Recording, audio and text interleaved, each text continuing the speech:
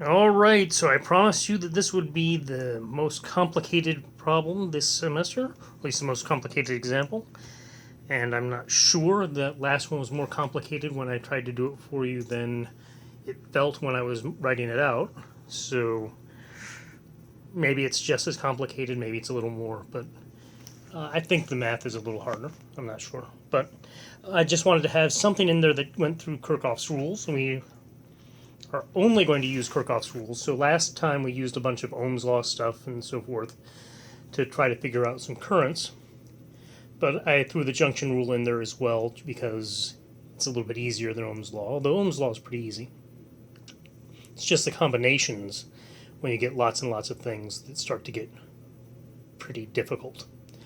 And when you've got networks, like this network that I have here, there are lots and lots of combinations of different things. So the math gets difficult just because there's so many things going on. You have to do your analysis and you have to sort of wait a little while before you can start plugging things in. It's a little bit annoying, but this is how these things work. Just be glad you're not going into electrical engineering and you get a whole semester, or I guess in some programs a whole year of this. So let's see what we can do. Okay, so like I said, these are Kirchoff's rules that we're going to use. And remember, we had two rules. One is a loop rule, and one is a junction rule. We did the junction rule last time. The junction rule is if you have a spot like this one here, if you have a current coming in from one side, it's called I1, then there'll have to be currents coming out on either side over here, I2 or I3. Now, I2 or I3 could also be going in, and it's technically possible that I1 would be coming out.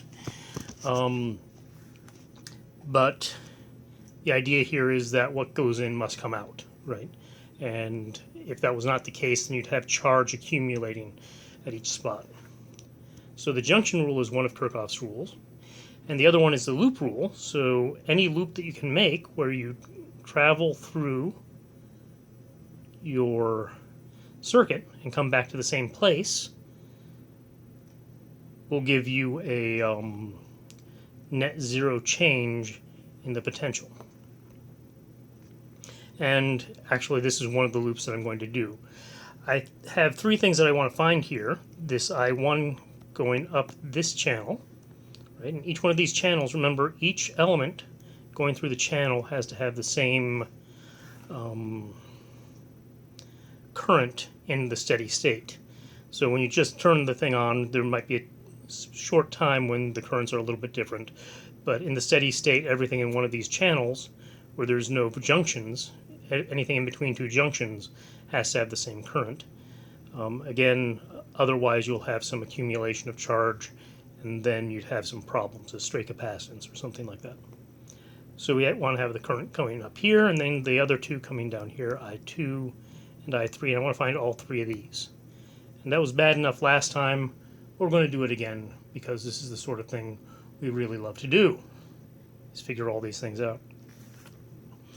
So let's see, I said I had these two rules, so let's do them. Okay, so let's start here with this outer loop that I just drew, right? So that's the outer loop. Highway 8 if you're from Houston. And what are we going to do? So let's start here. We go up one battery, that's 9 volts, and we go up a second battery, that's another 9 volts. So we go up 18 volts, then we hit a resistor. When we go over a resistor, we go down.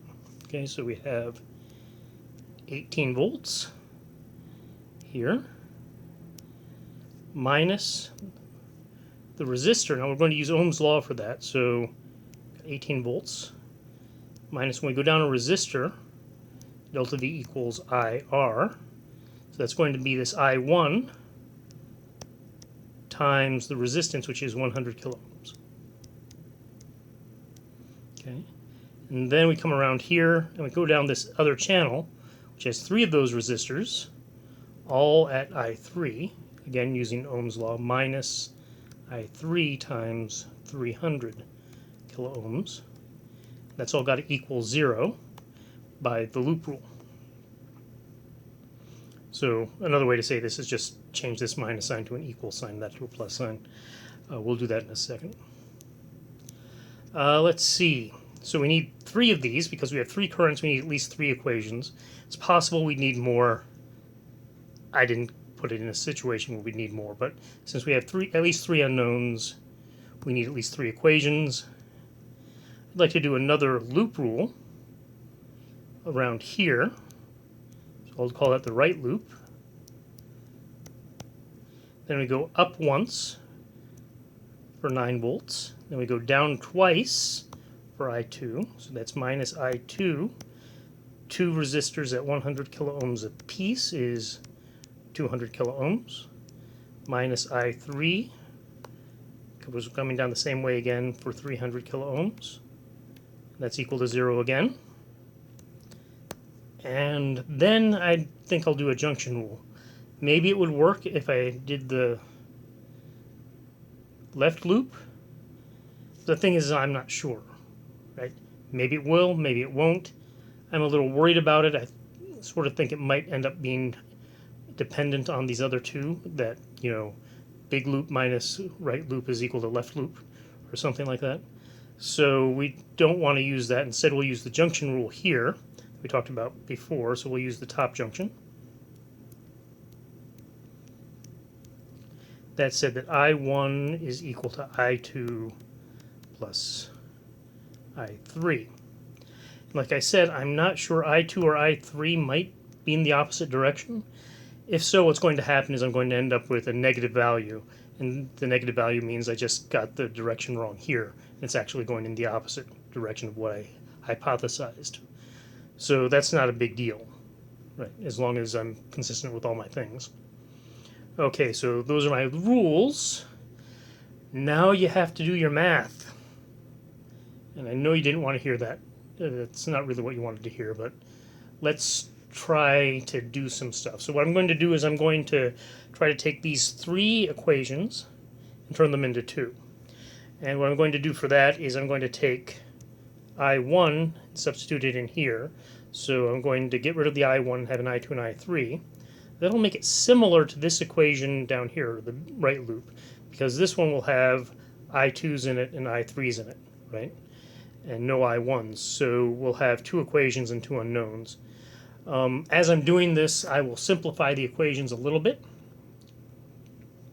And when I simplify the equations a little bit, then I'll play around with them. But first I'm going to simplify the equations a little bit, and then I'll go ahead and do some math on them. So parts D and E will be a substitution and some simplification. So the first part is going to be the complicated part. I'm going to take this guy and throw him in there. So that tells me that I have, let's see, I'll take this part first. Substitute for I1, that's I2 plus I3 times that 100 kilo ohms. Okay, then I'll have to add in the I3, and that's times 300 kilo ohms. And then that's going to be equal to the 18 volts. Okay, so that's pretty reasonable. I want to simplify that, so I'm going to collect terms, and I'm going to divide by 100 kilo ohms. So let's see, 18 volts over 100 kilo ohms. What does that be? 100 kilo ohms. What does that end up being? So that ends up being 18 over 100 volt over ohm is an ampere, and 1 over a kilo is a milli.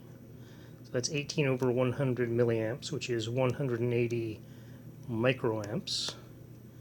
So everything here is going to equal 180 microamps.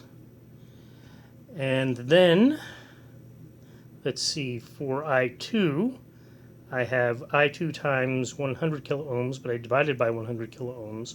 That's just I2, one factor of I2. And I have I3.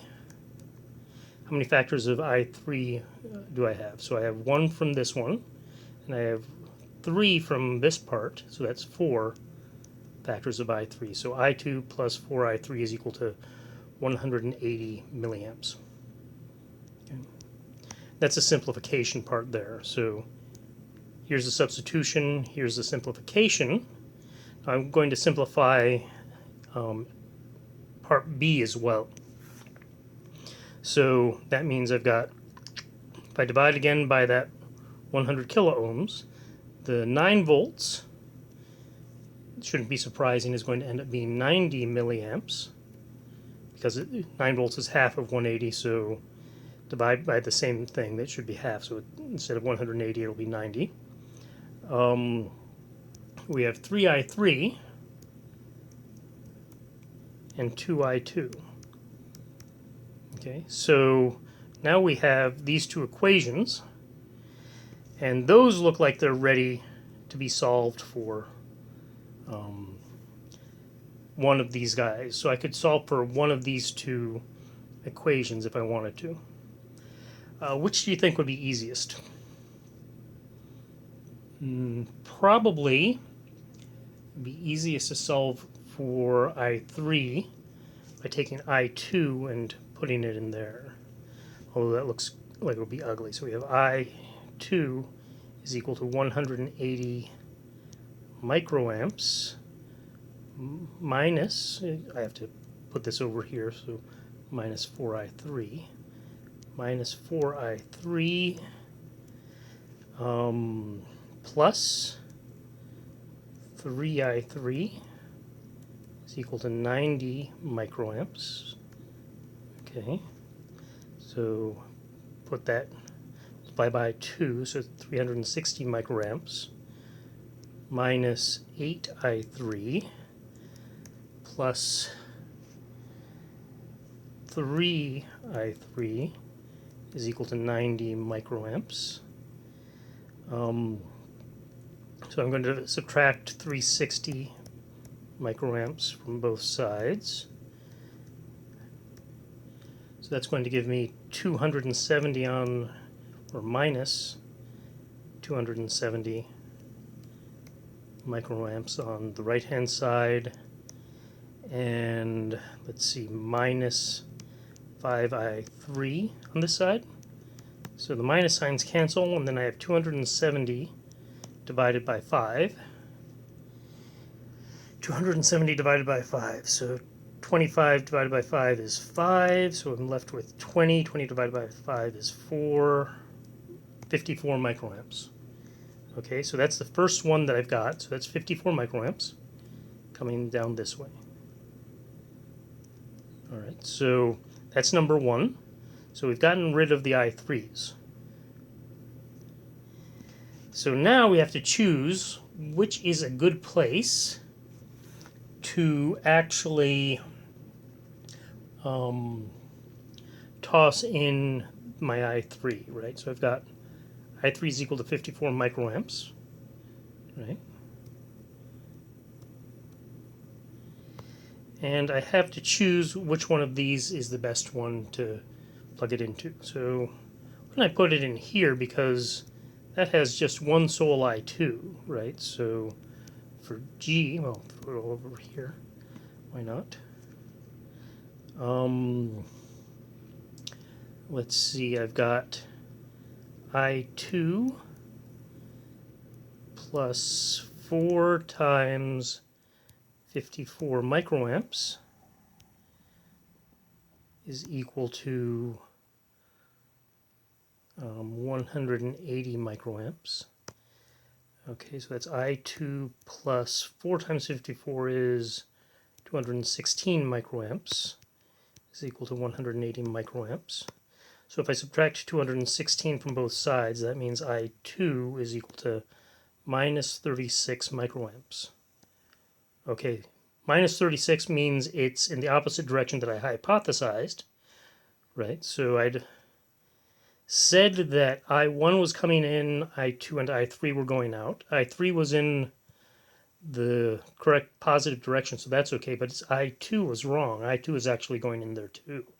Not too surprising because we have batteries on both of these sides, so it seems kind of reasonable that there should be current flowing in from both sides, right? That makes a little bit of sense. So we're pretty good with that, I hope. And so, yeah, we have our 54 microamps over here, and we have our 36 microamps here. What should I do for G? Well, look at this. That's a really nice, interesting one to figure out I1, right? Because I've got I2 and I3 now. So I1, I just have to add them up. Now I2 obviously is negative. So I'm actually subtracting 36 from 54, which goes down to 18 microamps. So we have 18 microamps coming up here. So that worked out pretty well. We got them all. And we used both of Kirchoff's rules in there. I didn't say laws. They used to be laws. They got kicked down to rules. I'm not sure why. I'm sure there was a big committee meeting about that somewhere. And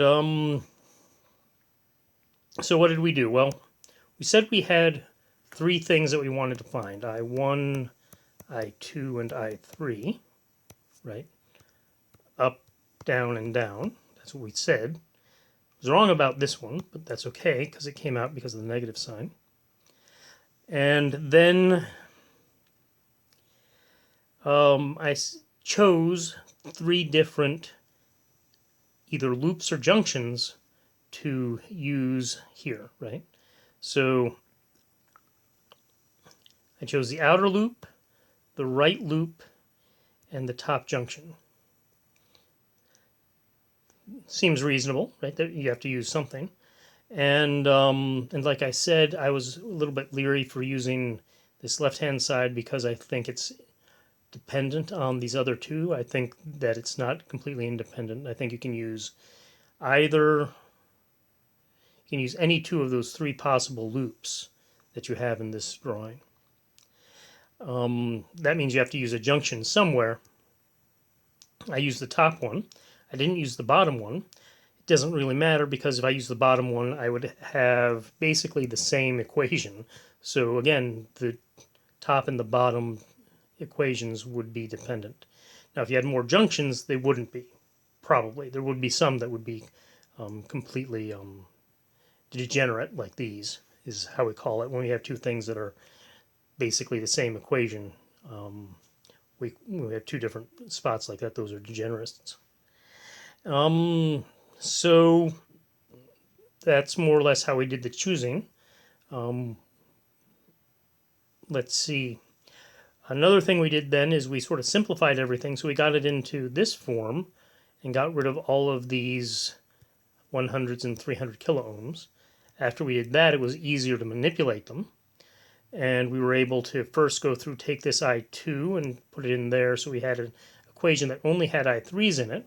Once you only have I3s in it, you can solve for the I3. And then, once you have one of these things, well, we've got equations up here. We've got 2 of them that only have I2 and I3 and some numbers.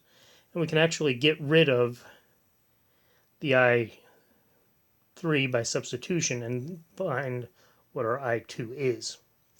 Now that we have both of those, we can throw them into the 3rd equation. There may have been a better equation somewhere sometimes. I mean, it can happen depending on how much manipulation you do, but you're not going to see anything that complicated. In fact, you're probably not going to see anything this complicated. Find out when I do the homework examples, the homework review. Although the homework review, I've already made the slides for the homework review. I'm just dreading it because any mistake I make makes me redo the whole thing, and those take forever. All right. Anyways, this is good. So since it's good, we're happy, and we're ready to go on to lesson 8. All right. Thanks. Bye now.